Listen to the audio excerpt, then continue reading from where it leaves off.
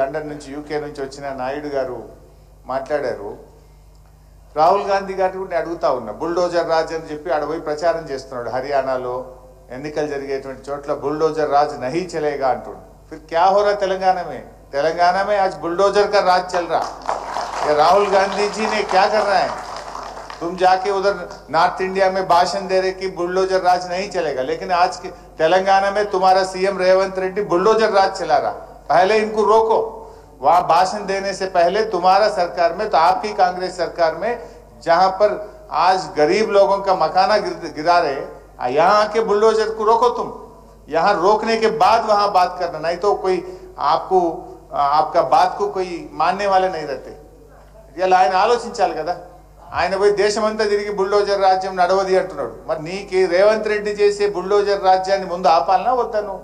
నువ్వు ఆపకుండా మహారాష్ట్రలో, హర్యానాలో, జార్ఖండ్లో పోయి నువ్వు ఉపన్యాసాలు ఇస్తే ప్రజలు నిన్ను ఎట్లా నమ్మాలి? ఏ విధంగా నమ్ముతారు? నువ్వు ఆపు ముందు, తెలంగాణలో బుల్డోజర్ రాజుని ఆపు, ఈ అన్యాయాన్ని ఆపు, ఈ పేదల కష్టాలని ఆపాలని చెప్పి నేను రాహుల్ గాంధీ గారిని కూడా ఈరోజు ఇక్కడ నుంచి డిమాండ్ చేయడం జరుగుతూ ఉంది. నిజంగా మీరు మాట్లాడారు, పాపం ఒక సోదరిమణి ఇందాక మాట్లాడుతూ ఇంకా 2035 వరకు మేము ఈఎంఐ కట్టాలి అన్నారు. నువ్వు ఇల్లు కూలగొడితే ఆ ఈఎంఐ ఎక్కడ కట్టాలి? కొత్త ఇల్లు కిరాయికి తీసుకొని ఎక్కడ బతకాలి? ఆ కుటుంబం ఏమవుతుంది?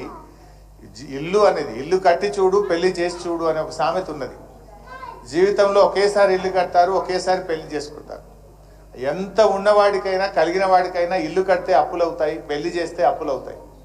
అలా ఎన్నో అప్పులు తెచ్చి రూపాయి జమ చేసి చెమటోడ్చి కష్టపడి ఎంతో మంది ఇల్లు కట్టుకుంటే నువ్వు రాత్రి కూలగొడితే ఆ కుటుంబాలు ఏమవుతాయి?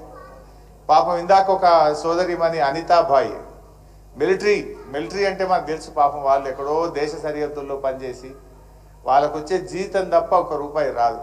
ఒక పూట తినక రూపాయి దాచి పెట్టుకొని హైదరాబాద్ పేరు బాగుంది, హైదరాబాద్ ఇమేజ్ బాగుంది, హైదరాబాద్కు పోయి సెటిల్ అయితే మా పిల్లలు బాగుపడతారు, నా పిల్లలు బాగా చదువుకుంటారని కేసీఆర్ గారు గతంలో ప్రభుత్వాలు హైదరాబాద్ ఇమేజ్ పెంచితే ఆ ఇమేజ్ మీద వాళ్ళు ఎక్కడెక్కడోళ్ళు వచ్చి హైదరాబాద్ సెటిల్ అయితే ఎందుకు వచ్చాంరా ఈ హైదరాబాద్కు అని ఆమె ఏడ్చే పరిస్థితి తెచ్చింది రేవంత్ రెడ్డి ప్రభుత్వం యొక్క తుగ్లక్ నిర్ణయాల వల్ల.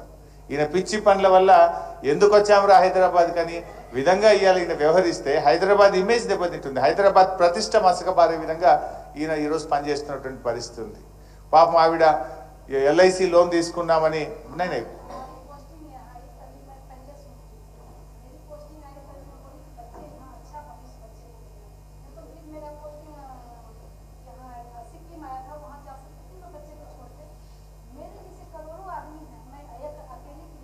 नहीं आप अच्छा बोले,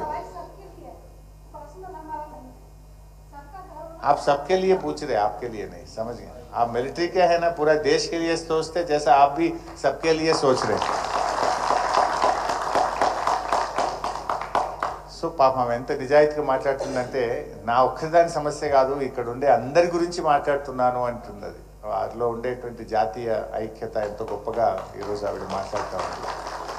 బట్ ఈరోజు చాలామంది పాపం 2035 వరకు ఈఎంఐ ఉంది, వారు ఎల్ఐసిలో లోన్ తీసుకున్నారు.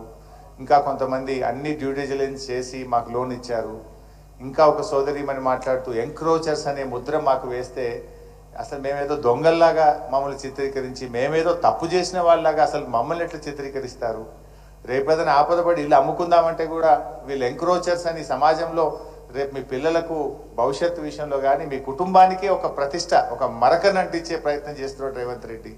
మేము చేసిన తప్పేది, ఎవరో ప్లాట్ అమ్మితే కొన్నాము, గవర్నమెంట్కి అప్లై చేసి ఫీజు కట్టి పర్మిషన్ తీసుకున్నాము, ఇల్లు లోన్ తెచ్చి కట్టుకున్నాము, ఎలక్ట్రిసిటీ కనెక్షన్, వాటర్ కనెక్షన్ తీసుకొని నెల కడుతున్నాము, సంవత్సరానికి ప్రాపర్టీ ట్యాక్స్ కడుతున్నాము. మమ్మల్ని ఎంక్రోచర్స్ అనేటువంటి ఒక ముద్ర వేసి మా కుటుంబాలకు ఒక మరకను అంటిస్తున్నారు, ఒక బాధను కలిగించి సమాజంలో మేమేదో దొంగల్లాగా, మేమేదో తప్పు చేసిన వాళ్ళలాగా మమ్మల్ని ఈ ప్రభుత్వం మా మీద ముద్ర వేయడం మంచిది కాదు అని ఒక సోదరిమని మాట్లాడుతూ కూడా చెప్పడం జరిగింది. ఇవన్నీ నిజంగా చాలా బాధాకరం. అంటే ఒక ఇమ్మెచ్యూర్ డెసిషన్, ముఖ్యమంత్రిగా ఆయన అనాలోచితంగా చేసేటువంటిది. ఇప్పుడు ముందేమో నాలాలో ఉన్న వాళ్ళని కూలగొడతాం, తర్వాత బఫర్ వాళ్ళ దగ్గరికి వస్తాం అంటే ఒక తలా తోకలేని విధంగా చేస్తూ ఉన్నాడు. నిజంగా నువ్వు డెవలప్ చేయదలుచుకుంటే చెయ్యి, కానీ ఈ పేదలు ఉసురు పోసుకొని చేయాల్సిన అవసరం లేదు, బఫర్లోకి పోవాల్సిన అవసరం లేదు, నువ్వు చెరువు వితిన్ దాంట్లో చేసే ప్రయత్నం చేయి. ఐ డిమాండ్ రేవంత్ రెడ్డి, దయచేసి మీరు అఖిలపక్షం పిలవండి, అన్ని రాజకీయ పార్టీలను పిలిచి మాట్లాడిన తర్వాతనే మూసీ మీద ముందుకు పోవాలని చెప్పి నేను రేవంత్ రెడ్డి గారి ప్రభుత్వాన్ని డిమాండ్ చేస్తా ఉన్నా. రాష్ట్రంలో అందరి ఒపీనియన్స్ తీసుకో. డెవలప్మెంట్ చేయడానికి ఇంకా చాలా ఇష్యూస్ ఉన్నాయి మనకు చేయడానికి. ఇలా కేసీఆర్ గారు ఉంటే హైదరాబాద్లో ఎన్నో ఫ్లైఓవర్స్ కట్టినారు, అండర్ పాస్లు కట్టినారు, ఐటీ తీసుకొచ్చారు, ఇండస్ట్రీ తీసుకొచ్చారు, మంచినీటి సమస్య పరిష్కరించారు, కరెంటు సమస్య పరిష్కరించారు, సీసీ కెమెరాలు పెట్టారు, లా అండ్ ఆర్డర్ బాగా తెచ్చి ప్రజలకు రక్షణ కల్పించారు, ఎస్టీపీలు కట్టి మూసీని శుద్ధి చేసి స్వచ్ఛమైన నీళ్లు మూసీలో వెళ్లే విధంగా చేశారు. కానీ ప్రజల్ని నొప్పించే ప్రయత్నం చేయొద్దు కదా. అభివృద్ధి అనేటువంటిది పేద ప్రజల కన్నీళ్ళ మీద అభివృద్ధి జరగకూడదు. అభివృద్ధి అనేది ప్రజలకు మేలు చేసే విధంగా ఉండాలి, పేదలకు సహాయం చేసే విధంగా ఉండాలి. కానీ పేదల ఉసురు పోసుకునే విధంగా వాళ్ళు. నేను ఒక అమ్మ చనిపోయినట్టుగా పేపర్లు చదివాను. ఏం పేరు?